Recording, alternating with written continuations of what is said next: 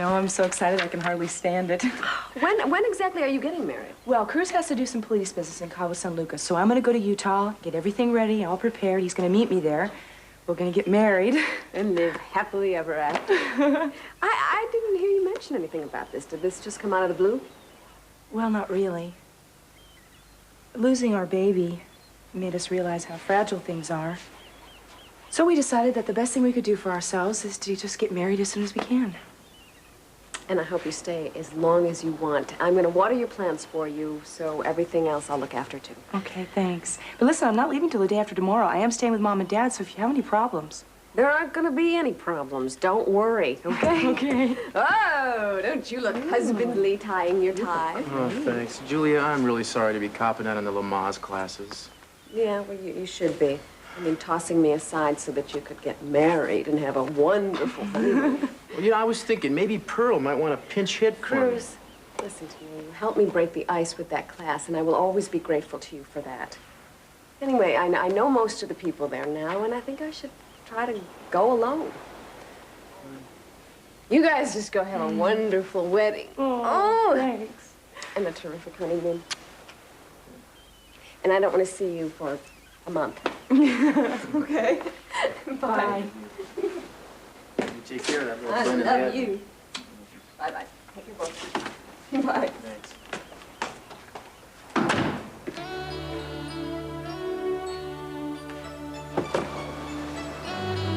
What's wrong? I just wish she didn't have to be alone. Well, she wants to be alone until the babies come. She's made that perfectly clear.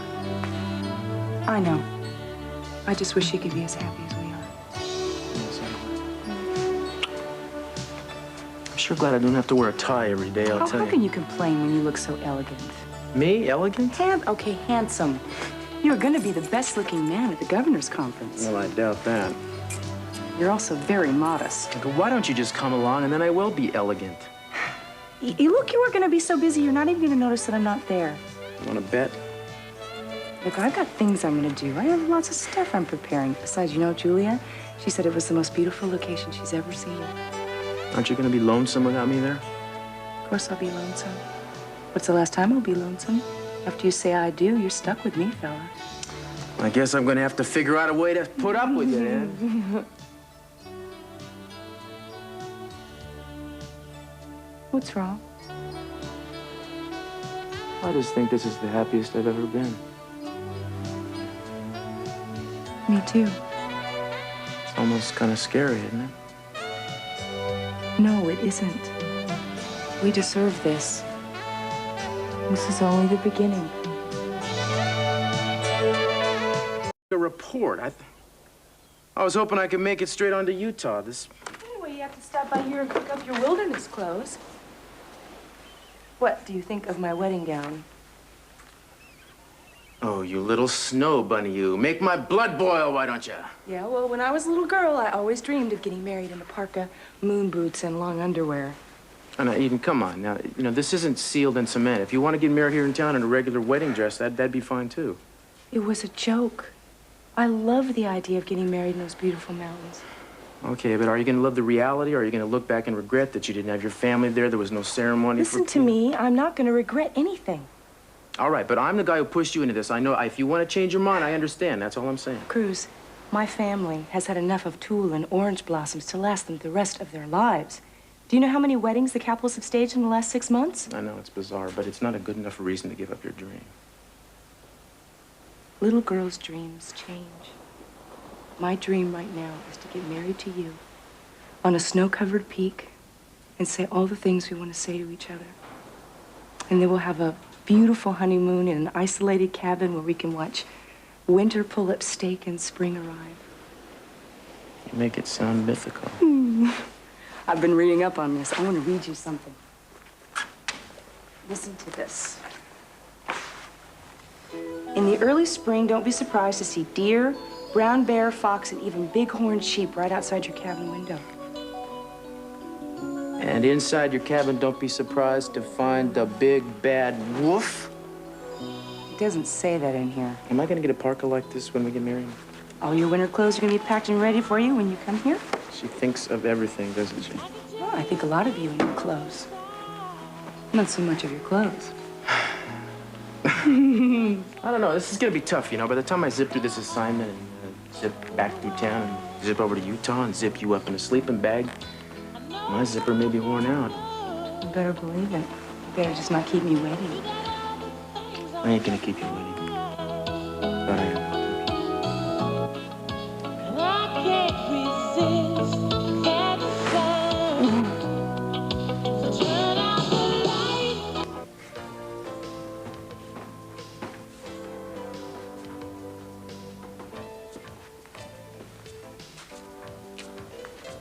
Inspector Castillo, Yes. I am Carlotta Kivar. Ah, nice to meet you. Where is everybody? Oh, the governor's party won't be here for a few minutes. I requested that you come a bit early. Uh-huh. Which state office do you represent? Oh, I'm not with the California governor's office. I'm the press secretary to the governor of Baja, who, as you know, is going to be the host of the conference. Oh, that's right. Please, let's sit down. Was there any specific reason you wanted me to come early? Oh, just so we could become better acquainted. Actually, I had to pull several strings in order to be certain that you were included in the official travel party of the governor. And why would you do that? Because it was very important for me that a Chicano police officer be included. And managing to get someone of your outstanding reputation was quite a coup. I wasn't aware my reputation extended beyond the department walls, much less into Baja California. You're too modest, Inspector. Actually, it's an honor for me to meet you. And I will do everything in my power to make sure that your trip is as enjoyable as possible. Well, thank you very much. I'm afraid that I have already miscalculated. How's that? Well, I was so sure that you'd be pleased to be selected for such an honor as this trip. Well, to tell you the truth, Ms. Kivar, going to Baja right now is the last thing in the world I want to do. Before you left for your wedding, I wanted to make sure that you had a little something. Oh, Julia, this is so nice. No, it's not very much. And the real thing, the real present, will be back here when you come back. Thanks. I'm gonna put this in my suitcase. Okay. I'll let you get packing. Oh, no, look, I'm almost finished packing. Why don't you stay? I don't want to feel like an interfering neighbor. No, look, I've been thinking about you. I'm glad you came back. You forgot to tell me to sing to your plants, No, right? no, the plants are gonna be fine. Actually, I sort of feel like the interfering neighbor because, well, we're good enough friends, I think. I could just come out and ask you something. Sure we are. What is it? Are you okay? I mean, are you happy?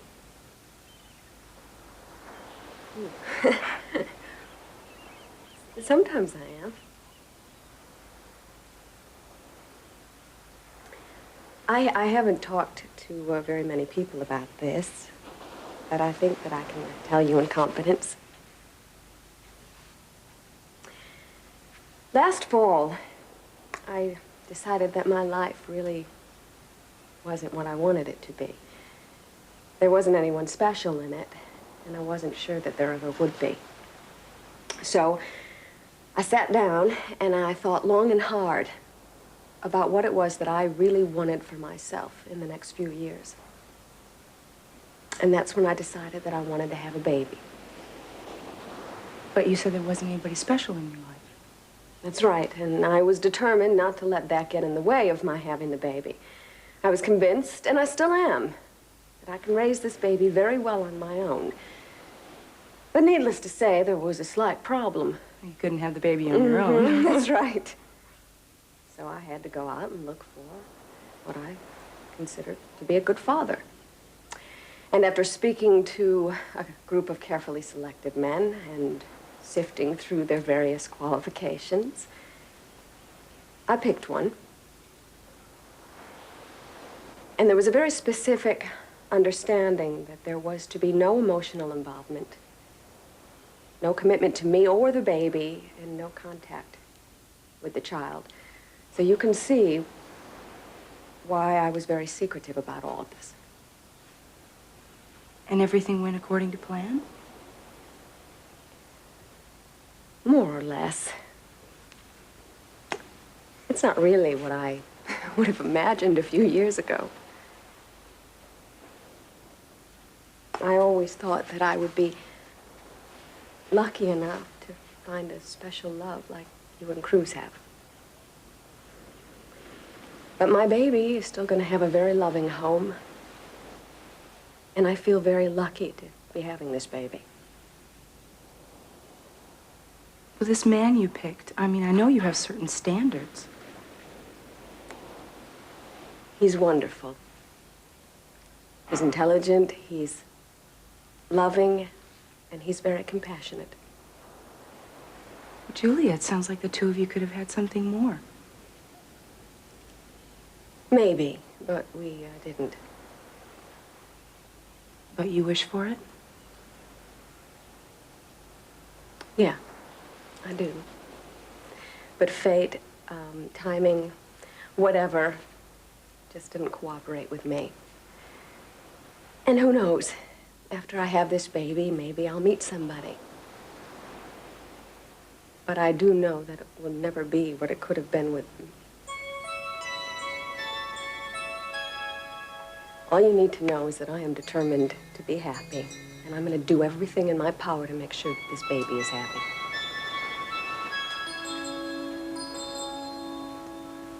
Now, this man, you don't want to say who it is? No, Eden. Somebody I know? All right, I'm being nosy. I won't press the issue. It's okay. And I'm really glad we got a chance to talk. But I have to get back to the office because if I don't finish my work, I'm not going to make it to the Lamaze class. Listen, Julia, I know the right man is going to come into your life. You're a great person. You really deserve it. Thanks. So are you. Mm-hmm. You too.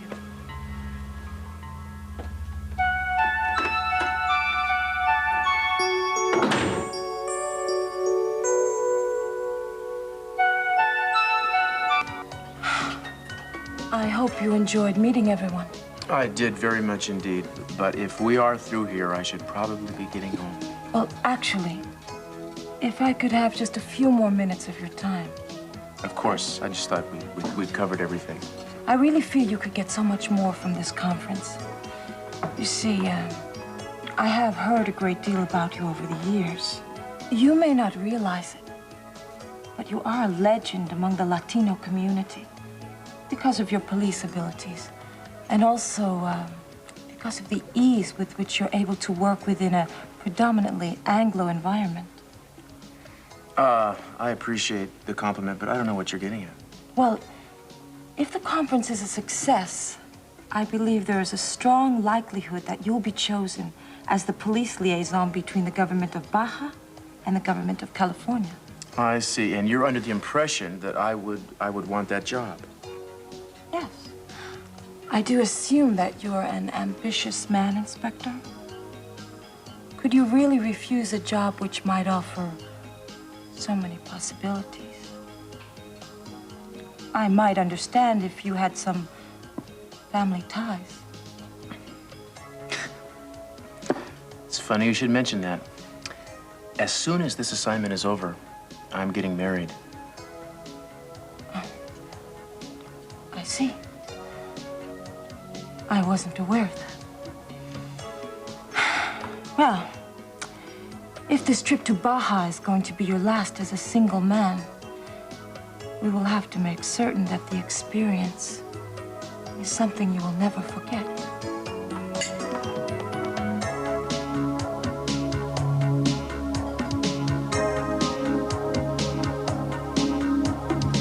Baja California.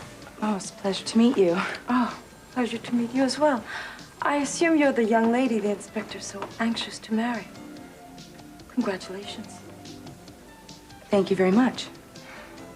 Your bride is very beautiful, Inspector. I am sure that the girls in your hometown will be very jealous. Listen, I didn't mean to interrupt, but No, I think... Cruz asked me to come here. Listen, we're finished, right? We have no more business to discuss. Yes. Well, I look forward to seeing you at the airport tomorrow morning at 7, Inspector. Miss Capwell?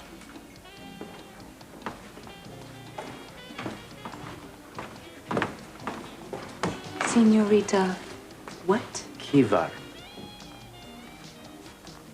Looked like an interesting meeting. It was actually quite dull. She didn't look bored. Now, Eden, you know I never notice another woman but Never you. notice? Well, never respond to. Is she planning on being with you for your entire trip to Baja? Maybe I should hire you a bodyguard. Maybe you should come along.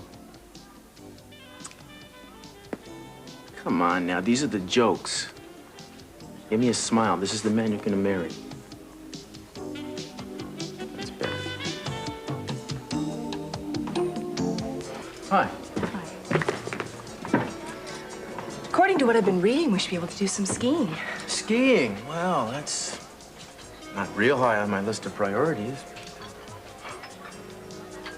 Want to take the skis along and whatever, that's okay with me, but I'm not going to feel obligated to leave the cabin. What's wrong? I don't know. A few hours ago, I was never happier, but now I'm a little depressed. So I noticed. Doesn't make any sense. We're only going to be separated for a couple of days. I think it makes perfect sense. A couple of days seems like a lifetime to me right now. I mean, why don't you just come along like I want you to? No, I'm not going to give in to this feeling. You go to Baja, you do your business, I'll go to the mountains, and then when you get there, we'll have everything we've ever dreamed of. I don't think I can wait till then. No? Mm-mm. I want to start dreaming tonight. Let's go home.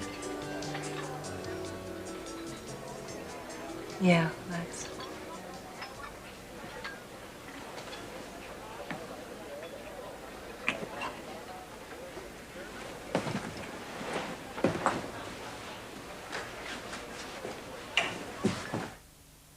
Oh, which...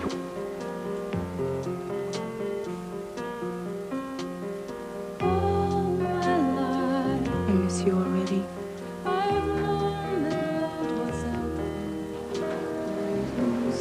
Can you imagine? Just next week, we're gonna be married. What kind of ceremony do you think we're going to have up in the mountains? I know exactly what I'm gonna say to you. Tell me now. You want me to spoil it? Just tell me part of it. I want to have your words with me so I can look forward to something. Okay. I'll tell you this part from the Bible. Entreat me not to leave thee, nor to return from following after thee. For whither thou goest, I will go, and where thou lodgest, I will lodge. Thy people shall be my people, and thy God my God. Whither thou diest, will I die, and there will I be buried. The Lord do so unto me, and more also. If aught but death part thee and me. Where there is love, There is no death.